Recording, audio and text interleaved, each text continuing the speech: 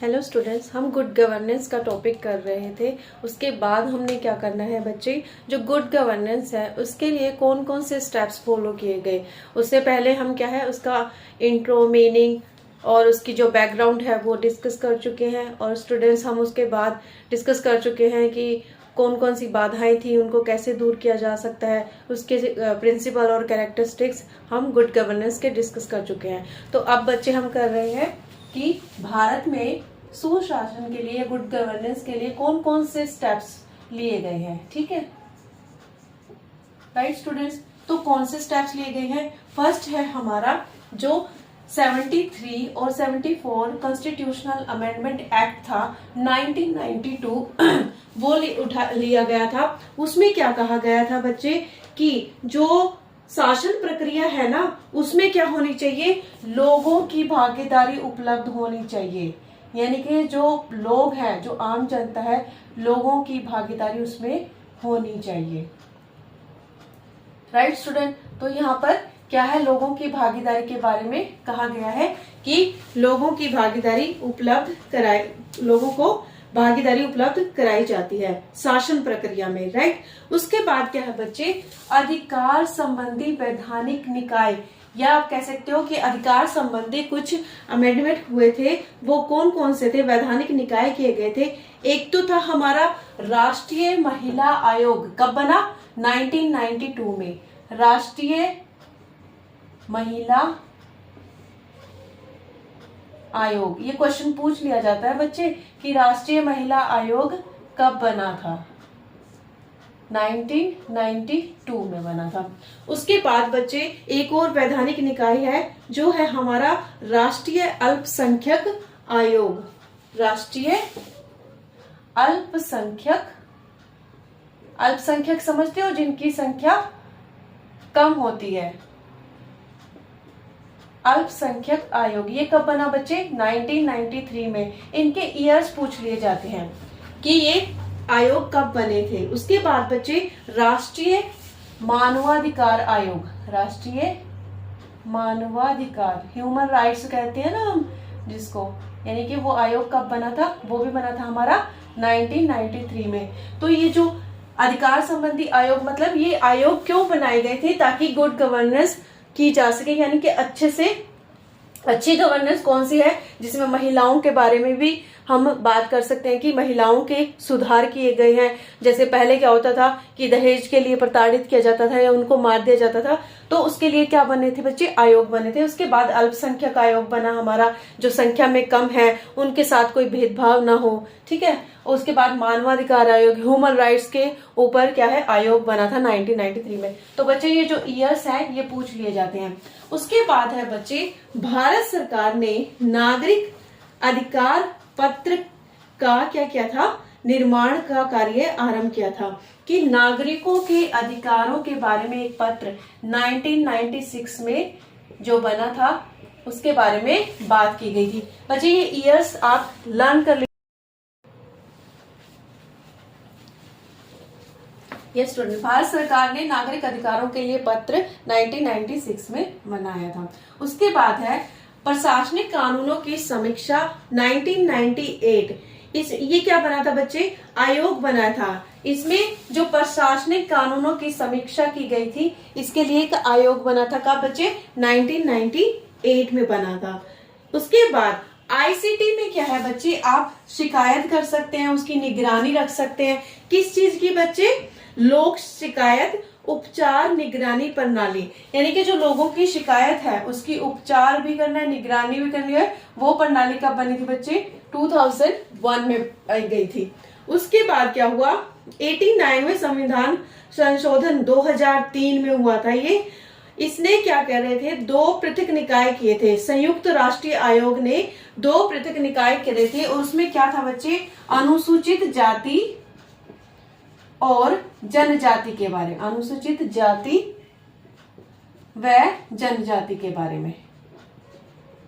ये क्या कहता, संयुक्त राष्ट्र आयोग ने दो निकाय बनाए थे। उसके बाद है केंद्रीय सतर्कता आयोग। इस जो ये केंद्रीय सतर्कता आयोग है ना बच्चे, इसको दर्जा दिया गया था। ठीक है, और एक और बात मैं कहना चाह रही हूँ, ये क्वेश्चन भी रिपीट हुए है ठीक है। और ये जितने भी आयोग है इनमें से भी क्वेश्चन रिपीट होता है कहीं ना कहीं। ये अमेंडमेंट वाला, भारत सरकार नागरिक अधिकार पत्र, वैसे तो ये सभी इंपॉर्टेंट है, बट इनमें से ये जो रिपीट हुए हैं क्वेश्चन उन पर मैंने इंपॉर्टेंट टिक किया हुआ है, आप इनको नोट कर सकते हैं। उसके बाद बच्चे क्या हुआ, सिविल सेवा सुधारों के लिए एक समिति बनाई गई थी 2004 में। सिविल सेवा यानी कि जो हमारी सिविल सेवा परीक्षाएं होती है ना, उनसे रिलेटेड एक समिति बनाई गई थी। अगर धांधली होती है या गलत तरीके से कोई प्रश्न पत्र बनता है या फिर गलत तरीके से किसी सिलेक्शन को किया जाता है तो उससे रिलेटेड एक समिति बनाई गई थी जिसे सिविल सेवा सुधार समिति का नाम दिया गया था। कब बनी थी बच्चे, 2004 में बनी थी ये। उसके बाद क्या है, लोक प्रशासन में उत्कृष्टता के लिए प्रधानमंत्री पुरस्कारों की शुरुआत। लोक प्रशासन में उत्कृष्टता यानी कि जो हमारे लोक प्रशासन में कार्य कर रहे हैं ना, जो व्यक्ति है ना उत्कृष्ट कार्य कर रहे हैं, अच्छे कार्य कर रहे हैं, उनके लिए प्रधानमंत्री पुरस्कार यानी कि प्रधानमंत्री पुरस्कार देगा उनको। एक समिति बनाई गई थी, एक आयोग बनाया गया, योजना बनाई गई थी जिसके तहत क्या है, इन लोगों को उत्कृष्ट पुरस्कार दिए जाते थे।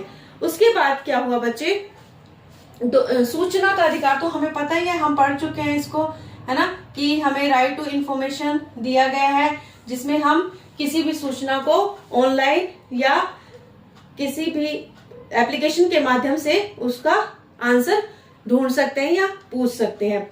उसके बाद बच्चे कुछ मतलब एक कह सकते हैं ना कुछ उपाय किए गए थे जिसमें हमारा राष्ट्रीय ग्रामीण रोजगार गारंटी योजना, जैसे हम नरेगा कहते हैं ना, नरेगा है ना, तो ये बनाया गया था। ये क्यों बनाया गया था, जो हमारे ग्रामीण इलाके हैं ना वहां पर लोगों को 100 दिन के रोजगार की गारंटी दी गई थी। पहले इसे मनरेगा कहा जाता था ना, महात्मा गांधी ग्रामीण रोजगार, राष्ट्रीय ग्रामीण रोजगार गारंटी योजना। उसके बाद राष्ट्रीय ग्रामीण स्वास्थ्य मिशन यानी कि गांव में जो लोग रहते हैं उनके स्वास्थ्य के लिए क्या है, डिस्पेंसरी खोली गई थी गांवों में और उनके स्वास्थ्य की निगरानी की जा सके, ताकि अच्छा हमारा देखो गांव अच्छे होंगे, हमारे शहर अच्छे होंगे तो नो डाउट हमारा देश भी अच्छा होगा। और गुड गवर्नेंस तो हम उसी को कहेंगे ना जहां पर हर कोई खुश है, हर किसी को उसके अधिकारों की प्राप्ति हो रही है। तो इस तरीके से बच्चे ये कुछ स्टेप्स थे जो भारत में गुड गवर्नेंस के लिए जो कुछ स्टेप्स उठाए गए थे। तो ये आप एक बार नोट कर लीजिए या स्क्रीनशॉट ले लीजिए, ये इंपॉर्टेंट है।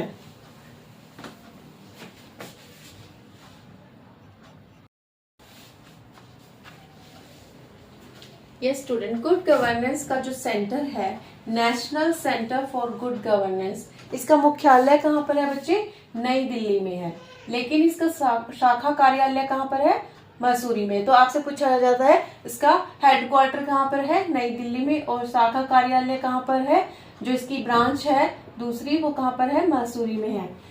राष्ट्रीय प्रशासनिक अनुसंधान संस्थान, पहले इसका नाम क्या था बच्चे, राष्ट्रीय प्रशासनिक अनुसंधान संस्थान। किसका बच्चे, राष्ट्रीय सुशासन केंद्र है ना जो हमारा, यानी कि national centre for good governance जो है ना, उसका पहले नाम क्या था, राष्ट्रीय प्रशासनिक अनुसंधान संस्थान।